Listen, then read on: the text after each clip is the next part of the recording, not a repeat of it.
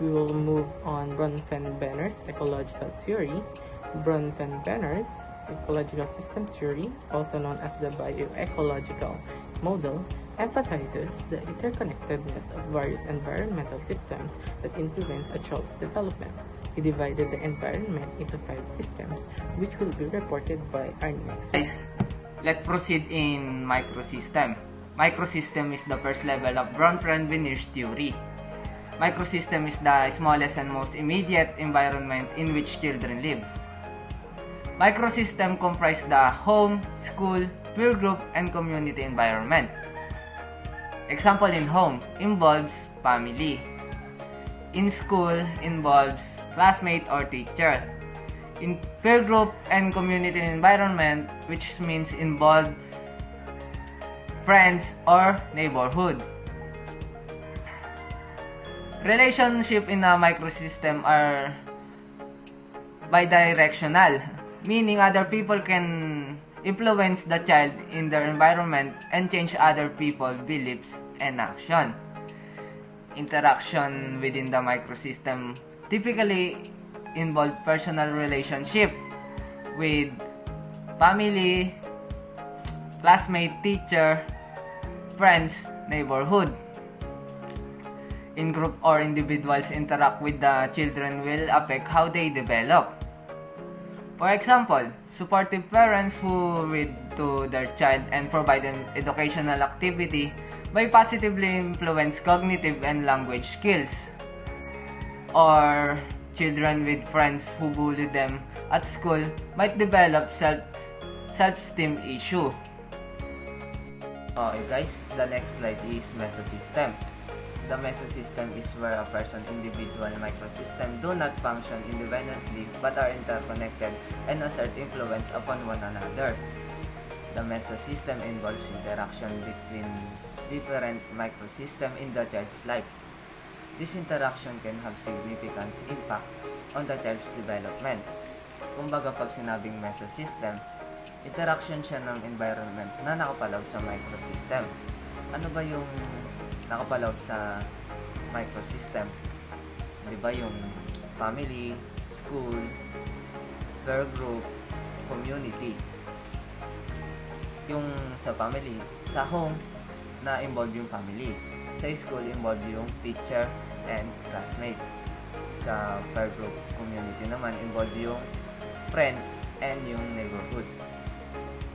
Kumbaga, yung mesosystem is nakaugnay lang siya sa microsystem.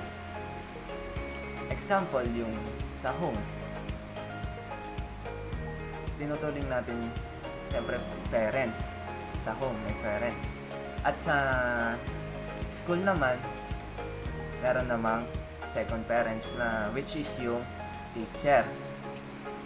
Example, a child whose parents are actively involved in their school life, such as attending parent-teacher conference and volunteering for school events, may perform better academically. This is because interaction between the family microsystem and the school microsystem performing the mesosystem creates a supportive environment for learning. And another example could be interaction between a child's peer group and family. If a child's friends value academic achievement, this attitude might influence the child's behavior at home, leading more time spent on homework and studying. Okay guys, the next slide is ecosystem. The ecosystem is a component of the ecological system theory by Yuri Bronfenbrenner in the 1970s. It incorporates other formal and informal social structures such as local government, friends of the family, and mass media. While not directly interacting with the child, the ecosystem still influences the microsystem. Bakit? Ito ang example. A parent's workplace policies can significantly affect a child's development.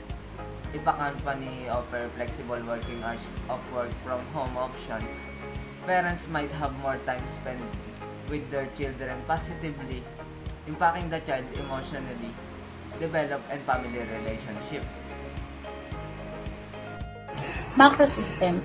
The broader cultural context including societal values, beliefs, and laws. The macrosystem focuses on how cultural elements affect our child's development consisting of cultural ideologies, attitudes, and social conditions that children are immersed in.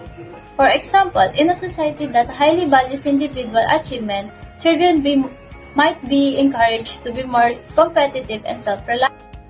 Chronosystem. The influence of time and historical events on development. The chronosystem is the fifth and the final level of Bronfenbrenner's ecological system theory is known as the chronosystem.